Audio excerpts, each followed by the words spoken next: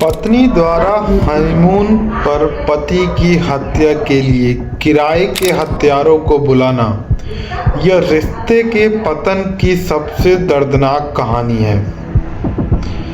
इंदौर के एक बिजनेसमैन और उसकी पत्नी का इन्वॉल्वमेंट, कैसे मेघालय के शांत और रहस्यमय और दुर्गम पहाड़ों में हत्या का होना कहानी में सस्पेंस जोड़ता है।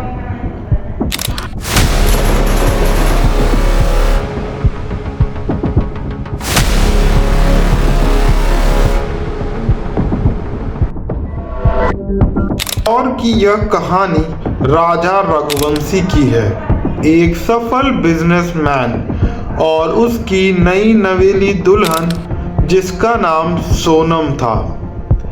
मई 2025 में उनकी शादी हुई और एक शानदार सपना जिसे सबने सच होते देखा। राजा अपने परिवार का सबसे लाडला था। परिवार की हर एक खुशी और हर उम्मीद उससे ही जुड़ी थी। सोनम के आने से लगा कि उनकी दुनिया पूरी हो गई है, लेकिन इसे परफेक्ट तस्वीर के पीछे एक छिपी दरार थी। शादी से पहले ही सोनम के दिल में कोई और था। जी हाँ, यह शादी दबाव में हुई थी और यह साजिश का पहला कदम।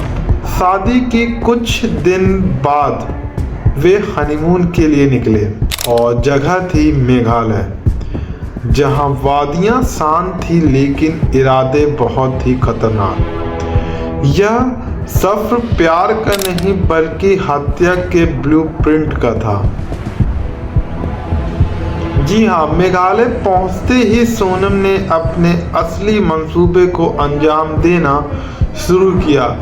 पहाड़ों की खामोशी में कत्ल की प्लानिंग हो रही थी, लोकेशन शेयर करी जा रही थी और दूसरी तरफ राजा बहुत ही खुश था। वह नहीं जानता था कि वह दुनिया की सबसे खूबसूरत जगह पर सबसे खतरनाक सफर पर है। जी हाँ, अपडेट आती है 23 मई, वह दिन जब वह दोनों रियाद के जंगल में उतरे। डर और बेचैनी उनके साथ थी और यहीं पर तीसरा कोड आया। एक स्थानीय गाइड ने उन्हें 3 हिंदी बोलने वाले लोगों के साथ देखा और यह किराए के हत्यारे थे। जो वो 3 लोग थे जिनको वहाँ के लोकल गाइड ने देखा था, जिन्हें सोनम ने मेघालय बुलाया था। हनीमून का खर्च तो राजा उठा रहा था और हत्या का खर्च सोनम। सरासर विश्वासघात की निशानी थी। 24 मई उनका स्कूटर सुनसान जगह पर मिलता है, बिना किसी सामान के और बिना किसी संदेश के। राजा और सोनम गायब थे। परिवार ने सोचा नेटवर्क की दिक्कत होगी, तो इस वजह से वो लोग बहुत ज़्यादा परेशान नहीं हुए। लेकिन पुलिस का शक गहरा रहा था। इन पहाड़ों में लोग ऐसे गायब नहीं होते हैं। और 10 दिन बाद वेई सेब्रोंग फॉल्स के पास एक गहरी खाई से राजा का शव मिलता है और वह अब सिर्फ एक याद बन चुका था।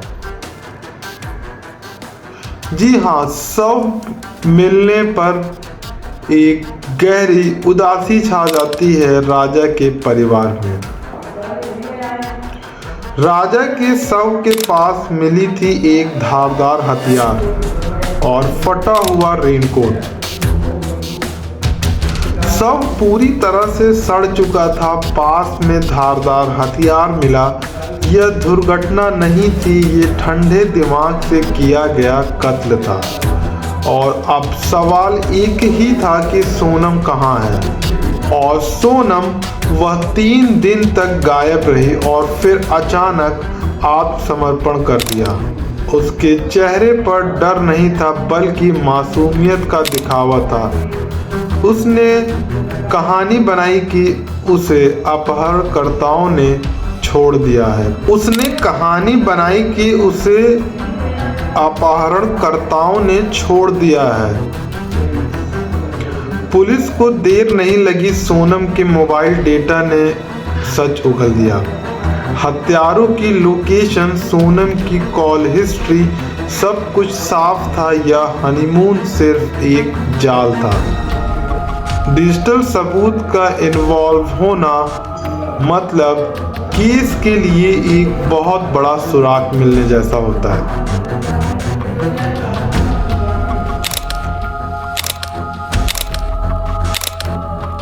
सवाल यही उठता है कि सोनम और उसके प्रेमी का मोटिव क्या था। सोनम किसी और से प्यार करती थी।